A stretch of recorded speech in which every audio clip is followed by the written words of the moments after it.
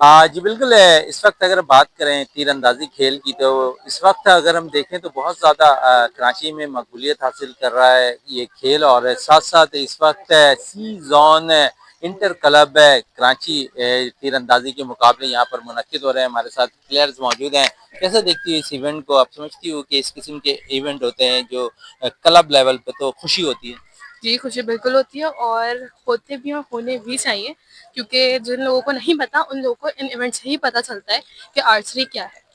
अच्छा, जहाँ पर आर्चरी की बात हो रही है, तो स्कूल, कॉलेज, यूनिवर्सिटी लेवल पे हम देखते हैं कि बहुत ज़्यादा कम होते हैं, लेकिन जब एक क्लब लेवल पे मुकाबले होते हैं, तो आप लोग शिरकत करती हैं। तो कितना टैलेंट निखारने का मौका मिलता है? टैलेंट निकालने का बहुत मौका मिलता है और ऐसा नहीं है कि स्कूल और यूनिवर्सिटी लेवल्स पे नहीं हो, उनके भी होते हैं इंटर क्लब जैसे इंटर स्कूल हो गया, तो डिफरेंट मैचेस होते हैं जिसमें नए-नए लोग आते हैं उनको मौका मिलता है। क्योंकि नए-नए लोग आते हैं, तो उन्हें मौका मिलता है। हमारे साथ और भी प्लेयर्स मौजूद हैं, इनसे भी बात करते हैं।